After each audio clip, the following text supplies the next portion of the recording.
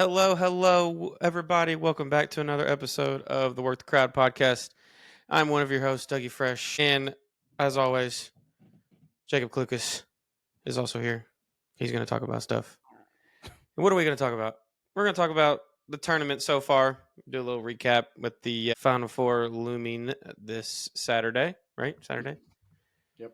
And then we're going to talk about how Cooper Flagg stacks up with some previous first-round picks, our number one overall picks. Yep. And then Torpedo bats. Yankees, hello. What are we doing? And then Asante Samuel versus Deion Sanders. We'll see how I guess they stack up against each other. Let's get into it. All right. I guess if we're going to start with the tournament, we'll just start off. So, obviously, if you've been paying attention, we know the Final Four is set. This was our second chance bracket, by the way. Final Four is set. All four number one seeds made it. So, as predicted, really. I mean, yeah. All four number one seeds made it. First time since 2008 is what I meant to say. First time since 2008, all four number one seeds have made the Final Four.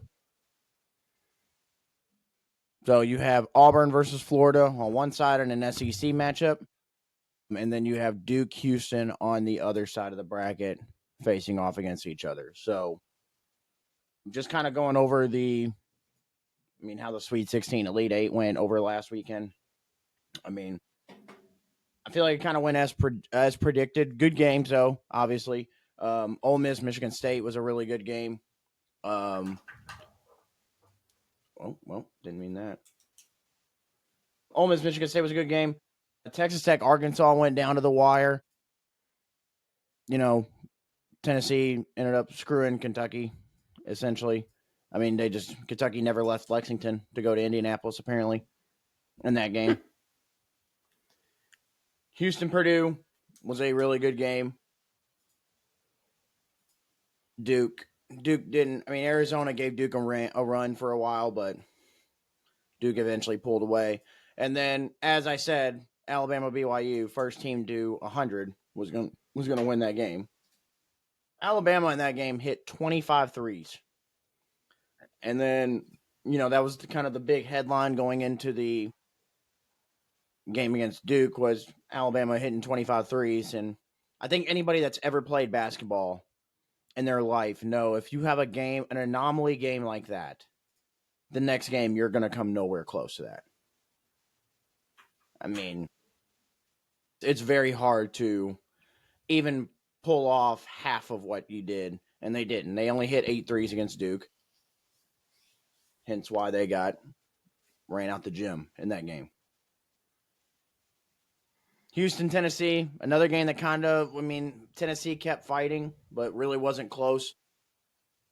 Florida, Texas Tech. Texas Tech had that game in the bag until the final 2 minutes. And then, seems like Florida was good at that, this tournament. I mean, when you have Walter Clayton Jr. on your team, right, makes it a little easier. And then Auburn was able to outlast Michigan State to set up the Final Four that we have now. So, Doug, with the Final Four we have now, again, this was our second chance bracket. Are you having any second thoughts or anything, or are you still feeling good with our second chance bracket?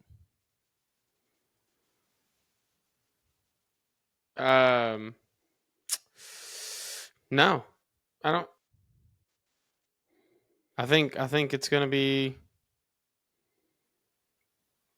I think it's going to be Duke. It's in my personal bracket. I think Duke really looks like the best team in the country. Although Houston, I think that game's going to. I think both of these games are going to be really, really good and fun to watch. But no, I mean, I think our picks are perfect. Perfect. I'm still, because I had them in my bracket, I'm still riding with Florida. I still think Florida ends up pulling this off at the very end. I'm questioning if they beat Auburn now. I'm not. I still think they beat Auburn. I'm questioning whether Duke beats Houston.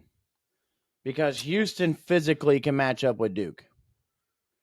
And but one thing I will say about that game isn't going to be your typical college game. That's going to be a, potential because of how good both teams play defense. That's going to be a, 50-44 type game. This is going to be low scoring. I don't know what the over under in total points is set on, but I would almost be willing to bet on the under on this one.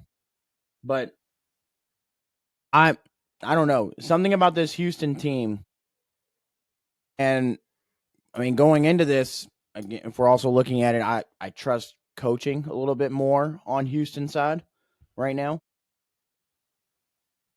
I don't know. Something tells me that a Duke loss to Houston is coming. I don't know what it is, but Florida Auburn will be a really good game. I just think when you have that guy, we've seen it in the past with tournaments. When you have that guy like Walter Clayton has done all tournament, when you just have that guy that can just find ways to win for you, it seems to be the recipe for March. So It's true. So yeah, I personally still riding with Florida. Obviously, again, we chose Duke in our second chance. So, but I don't know. I would love to see Florida Duke national championship. I think that would be the best possible game. But I mean, we'll see. Florida's just so deep, and I think that's what people don't realize. Florida's not just. I mean, yes, Walter Clayton Jr. is making the plays down the stretch, but Florida's so deep, and they can go in so many different ways in any kind of game. And that's why Florida is like really good. Yeah, but no, I get it. The only thing I worry about that game is that Florida, the last two games have fallen behind, and Walter Clayton Jr. pretty much had to bring them back and make the clutch shots, right? But Auburn's as good as a team as Florida is, in my opinion. So they're going to have a lot of experience on Walter Clayton. The magic could run out because you're playing a team that's just as good as you are. Yeah, and earlier in the year see. they played back in February at Auburn, and Florida won that game by 9. Yeah, So, well, these are two very different teams now, but just saying, Florida did beat them earlier this year. They only matched up one time in that game, or this season. So, yep, it'll be interesting. For the people that are complaining that all 4 number 1 seeds made it, listen, I'm sorry. So you just don't want the best possible matchup for a Final Four. And not only that, where is it at? There it is. So since 1996, okay, if you take the Ken Palm rankings for the most efficient basketball teams, right, and the best possible teams, the top 10 teams in the Ken Palm for the best teams, these 4 Final Four teams all cracked the top 10. So the Duke would be based off the Ken Palm rankings of best possible team since 1996. Duke is number 2. Houston is 6. Florida's 8. Auburn's 10. And then in between there, you have the 98 Duke team, the 2000 Duke team, the 38-1 Kentucky team, the 2020 Gonzaga team, the first championship team's UConn, and then 07-08 Kansas. So the 4 Final Four teams are top 10 all time in terms of Ken Palm. You're getting the best possible Final Four / national championship. And for the people complaining that all 4 number 1 seeds made it, I mean, I just don't understand why you don't want to see the best possible basketball. Yeah, I'm excited. Like this Final Four has me excited to watch the games Saturday because I don't think either team is going to blow each other. Either game is going to be a blowout. So I think they're going to be fun games to watch. So it makes you look forward to it. In the previous games, I feel like yes, you watch the Cinderella team or the underdog, right? That's what you want to watch. But in reality, most of the time, the better team ends up winning, and sometimes by a lot. And then you're like, well, shit, I don't want to watch this anymore. Yeah. So, yeah, people need to quit whining about it. Watch good basketball and enjoy March Madness. Yeah. So, but speaking of Duke, Doug, we're gonna play a little game here. Okay. I love games, All right. especially fresh out of Mexico. Yeah. How was your For trip? anybody Buddy? that, How was your yeah, trip, buddy? for anybody that doesn't know, I was just in Mexico for 5 days. It was great. 83 and sunny in Cancun every day. Wind was very windy, It but was the very windy water. last night here too. Well, I just got home just in time for those record. I think that storm hit some like records for like how many people it hit, like across different states and stuff. I It don't know. touched down less than a mile from me at work. Yeah, and they said keep working, didn't they? Yeah. No, 100% they did. Yeah, I was in my basement. No. But yeah. Anyways, go ahead. So we're I gonna love play a little games. game. This is what we talk about Cooper. It's called Cooper versus blank. All right. I'm gonna give you former number 1 picks. I have a list of 10 players here. Okay. Now hold on. Now here's my thought process behind this. Is that am I going to have the mindset of how these players were? Yeah. So that's what I was getting into. You're basing this off of how they were coming into the draft. You're not basing this. If I give Okay. you a player that's currently in the league, you're not going off of what they've done so far. You're going off of what they were when they Okay. came into the draft. Okay. All right. So I got a list of 10 players here, and we're gonna. Or sorry, 1, 2, 3, 4, 5, 6, 7, 8, 9. Sorry, 11 because I threw in one because I want to know where your heart's gonna be at on this one, Okay. and you'll see at the end. It's the last one. Okay. All right. So first up, Cooper Flagg or Victor Wembanyama. That's actually a really tough first one. I'm going Victor. Yeah, I chose. So all these I picked as well. I went Victor on this one as well. You can't. The things that he does are unheard of and unreal. He's 7'5" and Yeah. can do everything. Yeah. I don't. It's you build the team around him.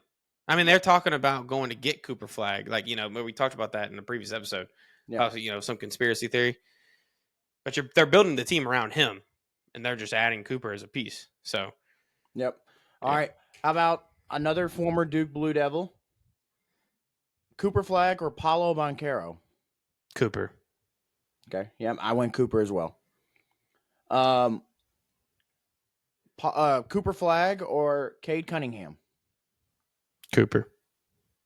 So I thought about this a little bit more than I probably should have.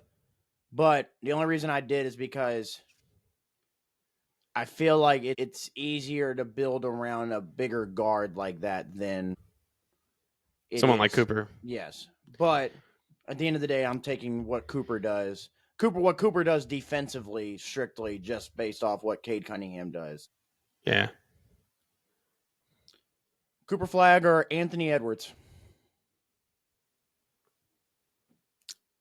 Coming out of like the first, coming as a first round pick or first round. Wait, number one just overall based pick? off coming out of the draft, I chose Cooper because I would say Ant Cooper. Right. was good, but Ant wasn't. We didn't foresee maybe Ant being what Ant is right now. Right. So I chose Cooper. All right, another Dookie. Cooper Flagg or Zion Williamson?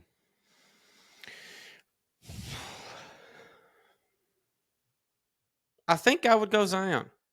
Only because you thought coming out of the draft that he was going to be the next it guy.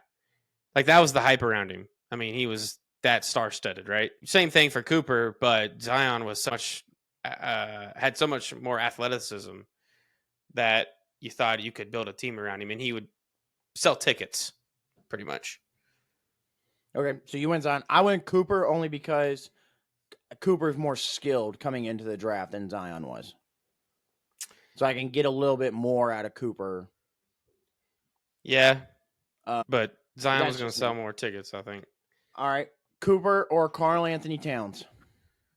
Cooper. I like Cat, but I think with the type of player maybe Cooper is, it fits a little more with the NBA style now. Not that Cat can't. I think Cat didn't have as good as a jump shot until later in the NBA, I think he's developed that along that his career. But I think Cooper maybe shoots a little better. But I don't know. So I I would went pick Cooper.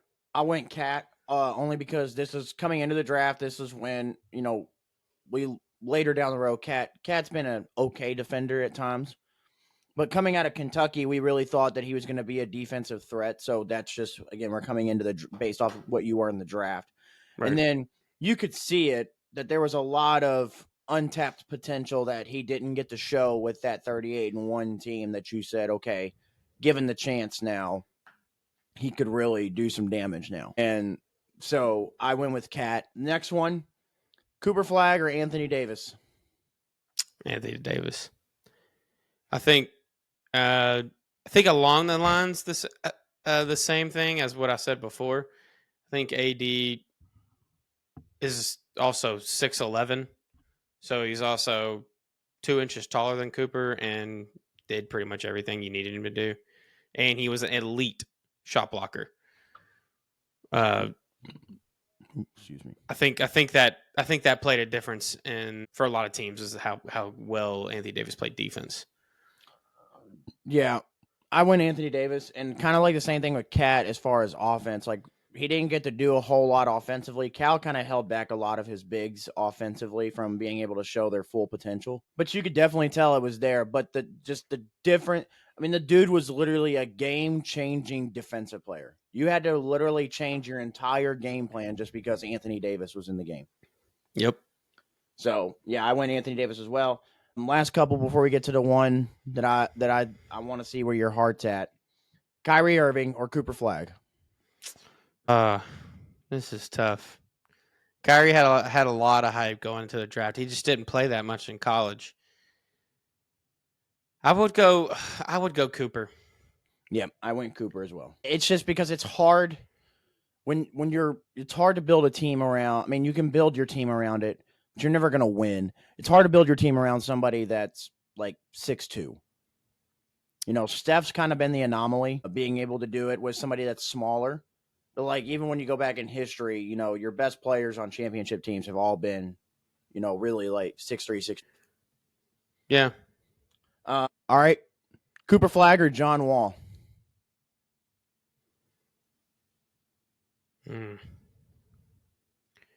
See, John Wall is an interesting one. He's not the best shooter. He was a great defender. Why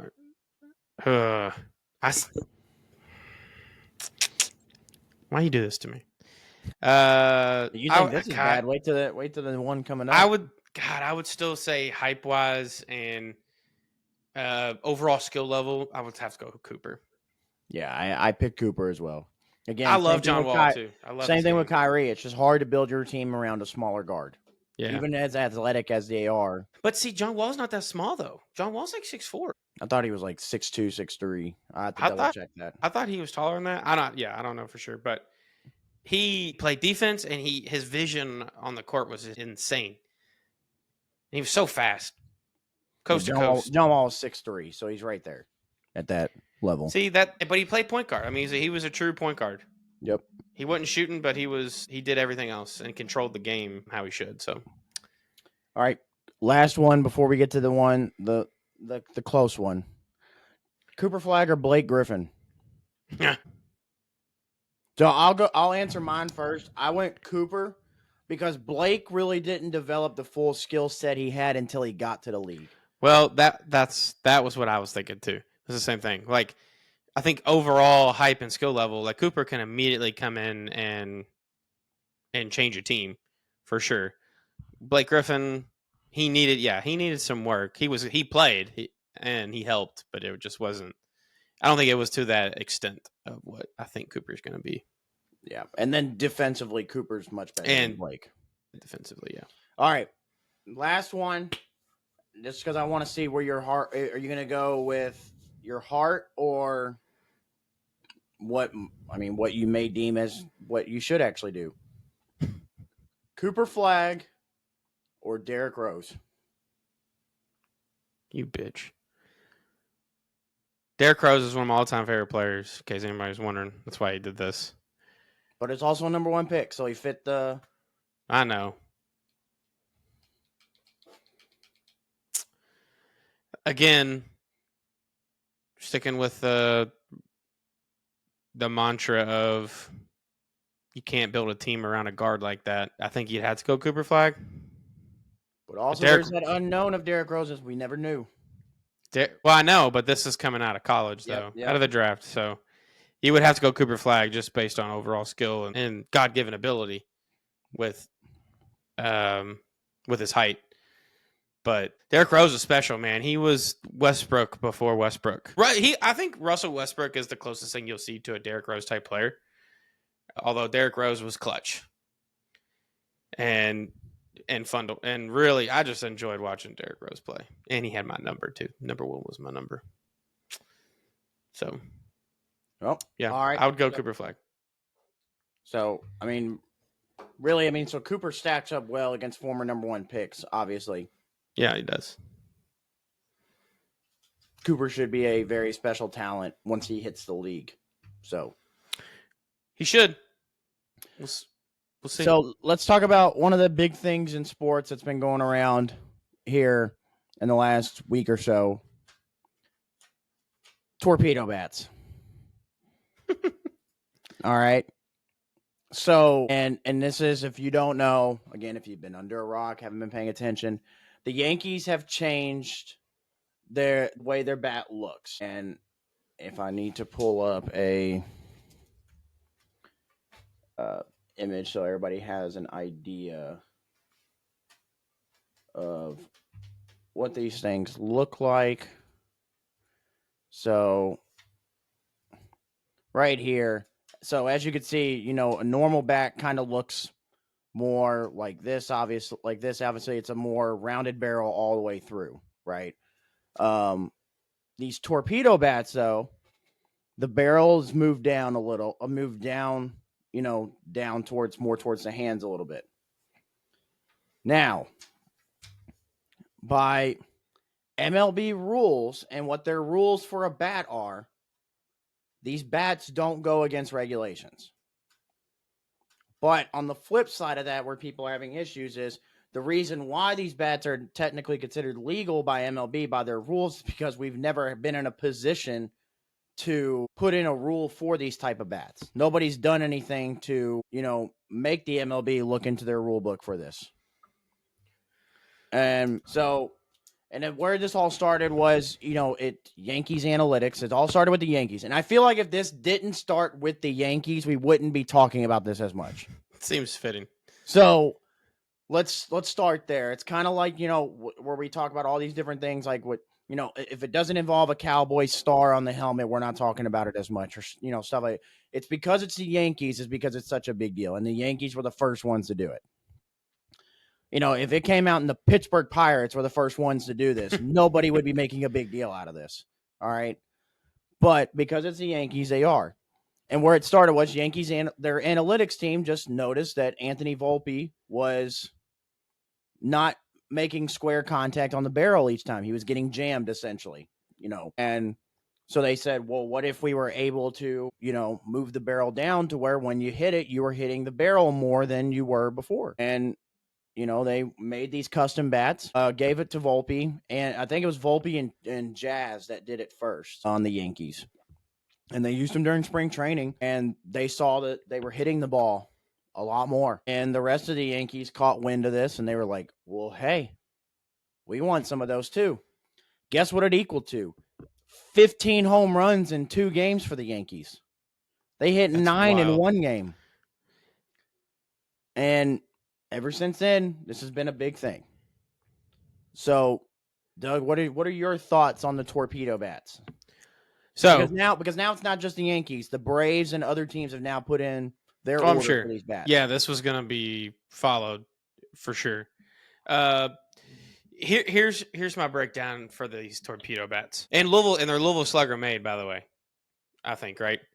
I don't 100% know that, but look that up while I do my breakdown. So here's what I can attest to what I think. I've never swung a torpedo bat. Here's what I think it is, because all they did was move the barrel more mass of the bat into the barrel of the where you're making contact. So to me, it's more like slinging a sledgehammer. It's all the weights in the bottom when you hold it down, and then when you pick it up, you're able to feel, because you can't really, you're not really looking at the bat. You're looking at the ball coming, but you're able to feel the bat a little more when it's on your shoulder because all the weight's up here, and you're able to, I think, control it a little more with the weight being at the top right here, and I think it just gives the players just a little more feel with swinging. And then not only that, because you're adding more of the mass to where the players make contact with the bat, you're improving power with that, which in terms comes the 15 home runs by the Yankees. You have these really, really good baseball players who know how to swing a bat, and then you give them more power legally. I think that's great. And also, I'm all for a good loophole. I know some people are in the, in their feels about, oh God, the Yankees are just cheating, blah, blah, blah. Like, no, they're doing what they can to get an edge on the rest of the teams. Why would they not do that? It's in the rule book. It passes every regulation the MLB has for bats, which may or may not change in the future. But this might make baseball more fun to watch. So that's my thing. So what I compared this to was when basketball rule books changed in like right around that 2015 through 2018. So when the gather step came in, nobody knew what the gather step necessarily was. Then lo and behold, you had James Harden, who read the rules, read what he could do, what he couldn't do with this, practiced it, and yes, I'm not saying that James Harden was perfect and he never traveled. I'm just saying he found a loophole around it and was able to utilize it. And I mean, the man averaged 30 for 3 straight seasons off of it. So now, the reason why I'm for it is because the steroid era of baseball, I think, was the most watched baseball. Yeah. And one, because it was baseball, that was still, that was still, baseball was America's pastime. Everybody was watching baseball, but it made it more fun to watch for the average person because there's a lot of runs being scored. There's a lot of balls being hit down in the park. Yep. All right. Then we got on Barry Bonds. We got on everybody else for steroids. We took it out of the game. And that's where you kind of saw the death of baseball. Now, games are going too long. There's no excitement throughout the games. And nobody watches. Then we added this, the pitch clock and everything. Okay, now we've sped up the game. Now we add this in, and we're adding more offense. So this is my plea to the MLB: don't take this away. Yeah, absolutely not. Don't take this away. Just because the Yankees found the loophole, don't take this away, because I don't want to say you've been a down product. But your viewership has been down over the last, we can go 10 years. Viewership's down. Offense is the way to drive this up. Now, obviously, we don't want to get to a point where, we're talking every game is, just run after run after run after run after run, But if I can get a game every now and then where the Yankees or anybody is capable of hitting 9 home runs in a game, that's fun. That's going to put butts in the seat in the stadium. That's going to put eyes on the TV. So the more on with these shortened games, already with the pitch count, so even with the longer games, even with the more runs, you take out the longer games potentially with this pitch clock. So you have a counteract already. So I don't know. I think because more people are talking about it now people are just going to watch the Yankees specifically right now, because they're going to want to see, is this truly an advantage or disadvantage, whatever. And if the more teams that start getting these bats, you're just adding more eyes to the game. And that's what the MLB needs right now. Well, with them adding the bat, with more teams adding the bats, which they will, it's just going to equal out anyway. There's no advantage at that point. It's just how good are your pitchers? And yes, Louisville Slugger is making the Torpedo bats. Yep, our home city. So I don't know. MLB, please don't take these away. Don't take it away. Because these are just going to draw more eyes to the product. And that's really what you need right now. Yeah, God. But people don't like change because they think it messes with the history of baseball and sports in general, like because it's everything. Like when they had a pitch clock. Baseball's one of those things that you don't. I know. It's one of those things that you just historically just don't touch. I get it, but at some point you got to change something. Yeah. People have to get with the times. Other sports are doing it.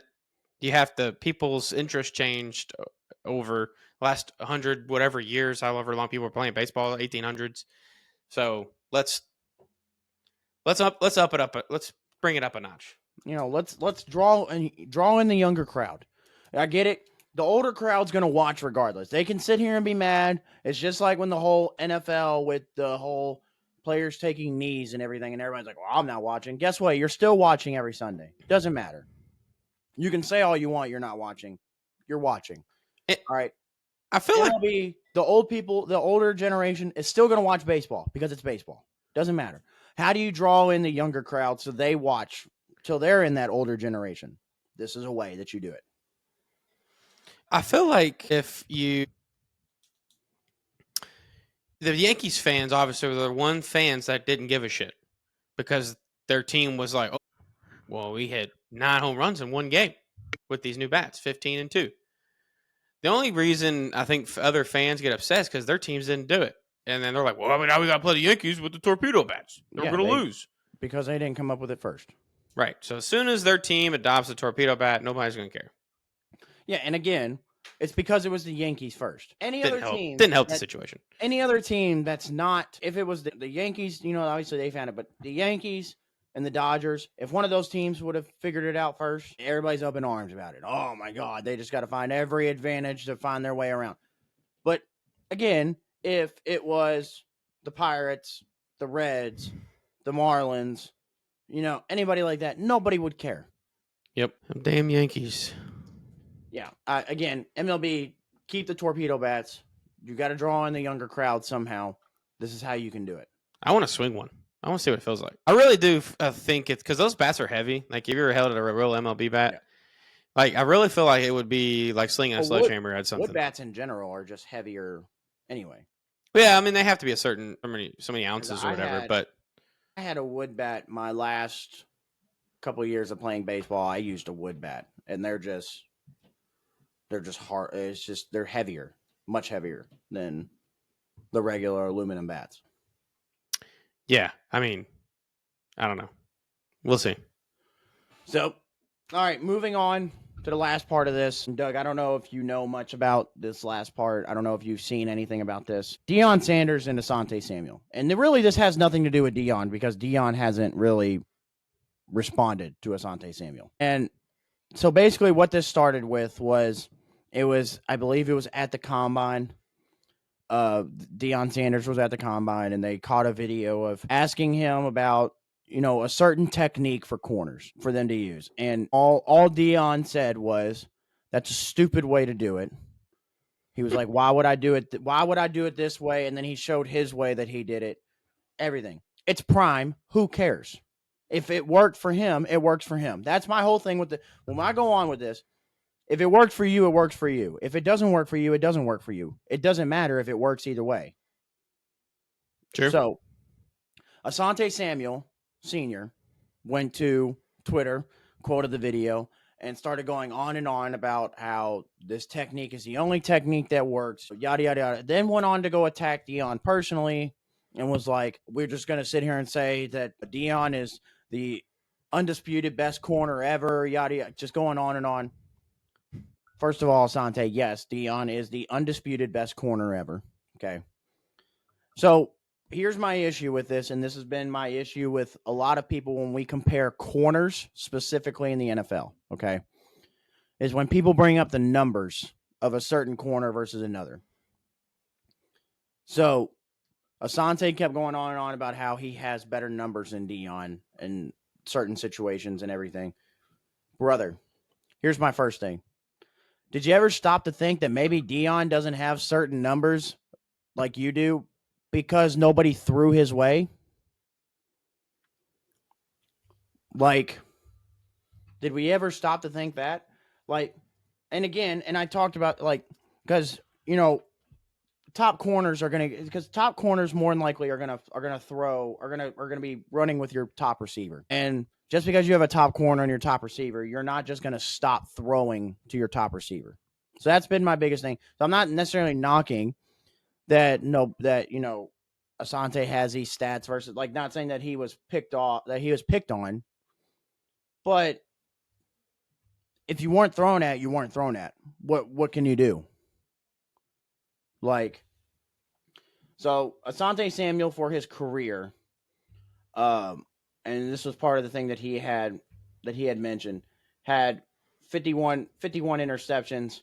Deion had 53, but I think when he broke it down, he said he had more playoff interceptions and stuff like that. But here's my other thing, and Asante saying I'm one of those ones. I don't even know in Asante Samuel's era if he was the best corner in his era. Because if we just forgot about Revis Island, like, Darrelle Revis has an argument for me as top 5 corner ever. Has an argument for it. When you look at the list of receivers that he had on an absolute island in that 1 year and what he did. And here's my other thing, and people don't like to mention it because, they played a lot of zone when they played, but, he benefited from it. Is he better than Richard Sherman? Like, my brother, I don't know if you're the best corner even your era. So for you to even come at Prime and say that you're better than Prime is absolutely ridiculous. I don't know. I thought it was funny reading through all the tweets that he had said and trying to come at Prime, and that Prime's not even giving him the time of day to respond or anything. But yeah. Well, I don't know if you've seen any of this, Doug, but, do you have any thoughts or anything? I haven't seen much about this, but I was just doing a comparison on stats here, on like full stats for Asante Samuel and Deion Sanders. So Deion played, looks like 22 more games than Deion played 22 more games than Asante Samuel. Asante Samuel had 398 tackles.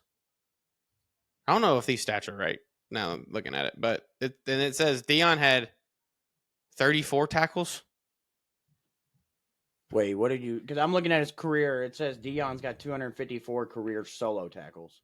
Yeah, I don't know what these stats are He's now. got 512 combined tackles, 254 solo. Asante Samuel has 439 total tackles, 398 solo tackles. And that was the other thing, is that he said, I'm a tackler.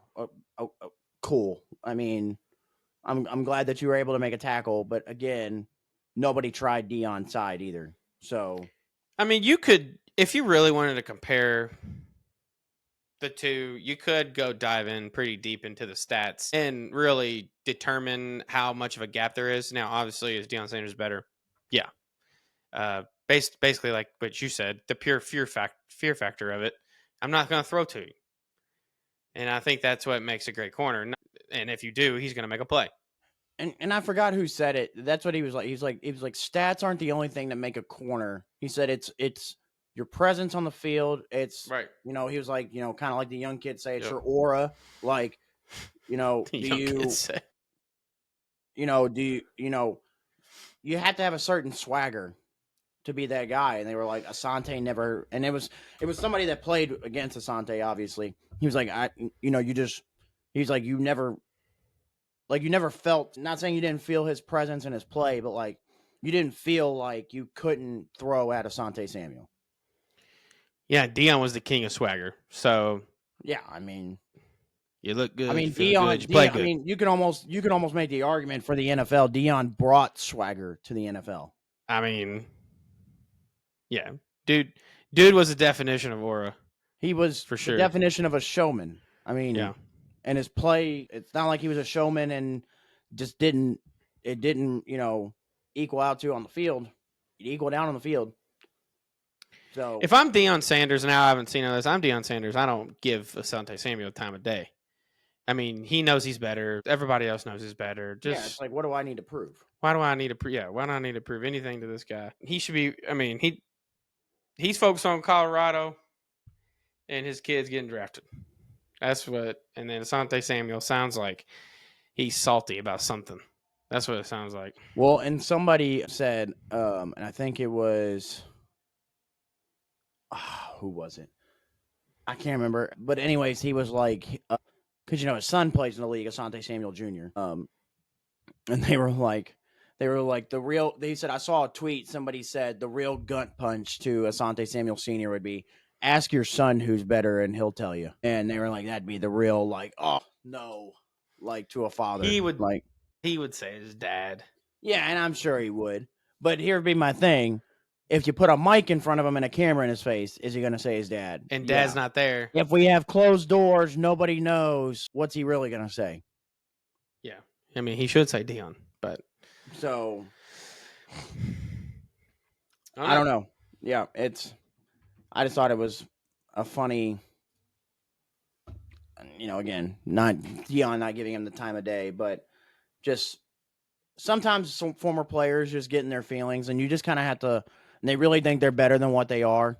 A lot, you can watch Gil's Arena and just listen to Rashad McCants talk. But players just got to realize, like, you were good, obviously, because you made the league, you played a certain amount of time, but you weren't that guy. And it's okay. Not everybody can be that guy. You still play an important role in history. You're just not that guy. So. Yep. So, that's all I got. Hope we have great Final Four games this weekend. I hope both games are just down to the wire, exciting games. Yeah. Last second shots for all. To Clayton Jr. Go ahead and just do your thing, buddy. We need you. At least for one more game, pull out beating the oldest team in like history of college basketball. Oh my God, dude. So I'm pretty sure I've said this on here before, but I'm going to say it again just 23.2 is the average age of the starting lineup for Auburn. Not only that, Chad Baker Mazzaro is 25 years old, Doug. And he has another year of eligibility. He's almost as old as he's as old as we are almost. He's like 3 years older. I mean, brother, I have 4 years I never played college. I have 4 years of eligibility. I'm about to just go back. That means you gotta go to school, Klucas. That's fine. You gonna do it? You know what? Get in shape. Might as well. You're letting 26-year-olds play. What's the difference? Yeah. I don't know. I almost feel bad. See, and that goes back to what we talked about in the last episode with this whole, like, players being this old and staying and getting to play. Listen, medical red shirt, no medical red shirt, COVID, no COVID, doesn't matter. Brother, once you turn 25, you can't play anymore in college. You got to go find somewhere else. Like, I don't care if you're still in college, finishing your degree. That's cool. That's your choice. Once you hit 25, you can't play sports anymore. Well, there's a lot different. There's a big difference in 5-year-old and 18-year-old, these freshmen coming in. Yeah, you have a mature body versus an unmature body. 25 is a grown-ass man. That's, yeah. Yeah, I don't know what we're doing here. Allowing somebody to come back at 26 years old next year and play. What are we doing? At this point, just make college basketball a professional thing and just let them stay as long as they want. If they're going to give them NIL, why not? Do these guys even go to class? No. I feel like to be a student athlete, you have to be enrolled in some sort of class. Well, it's not only that, and I questioned this like when I was first coming up in sports and watching, and I was really starting to understand, like, you would hear people would graduate in 3 years, right? But they'd come back and play their fourth senior year, which they're allowed to. So then I always used to question, well, they already graduated. Are they just essentially just living on campus and still getting to play? I mean, like, is that like part of their right? Like, do they just get to do that if they've already graduated? I don't know. Like, if you've already like in my mind, if you've already graduated, how do you still get? I mean, I mean, do they have to technically sign up for like one class or something still to like say that they're still enrolled in the school to be able to play? Or, I mean, it says to play college sports under NCAA rules, you must be a student enrolled in the college you represent, meaning you need to attend classes and make satisfactory progress towards a degree. Which, in terms, so I guess technically for those people that are actually doing it right, that graduate in 3 years and are wanting to play their senior year, they have to like go for their masters. Yeah. Which that's what probably most of these guys would do. There's ways to get around it. You could probably say, all right, I mean, my brother at 25 years old, you better be going for your doctorate, okay? Yeah, I mean, still playing in college. He could. He could take like 2 classes here. Say the workload's too much for an athlete. North Carolina class. That's what he's taking. Could take a North Carolina class. Yeah, I mean, there's loopholes to everything. Coaches and administrators, athletic directors are going to find ways to get around it. That's just what it is. But yeah, I mean, we'll see what happens. One thing I did want to bring up, did you see the Connor Stallions stuff? He went on a podcast talking about how there's been a team in a Power 4 school saying that have had Bluetooth in their QB's helmets for years before it's been legal. I did not, actually. You should watch that. They're all saying they're referring to Clemson and Dabo doing it. That's what he didn't say the team, but he's hinting at it. And that Clemson has had Bluetooth in their QB's helmets for years. Which, if you really think about it, how did those QBs get an advantage all the time? I mean, that was QBU for a long time, I feel like, between Trevor Lawrence, Deshaun Watson. So that would explain more so, because up until Deshaun got to Cleveland, Deshaun was pretty good in the NFL. But that would kind of explain Trevor's downfall. Like, you have no idea what's going on at Clemson. You just have somebody telling you in your helmet. Go be an athlete. Yeah, and yeah, you can kind of get away with that in college because you are, maybe just from a quarterback standpoint, you are just a little bit smarter than everybody else. But once you get to the NFL and everybody's on the same level playing field, hey, wouldn't shock me. Yeah, you should go watch that. I don't know what. Which is surprising because I would expect Connor Stallions to go out there and try to throw Ohio State under the bus as much as he can. What was the podcast that he was talking about that? Because I want to give him a shout out.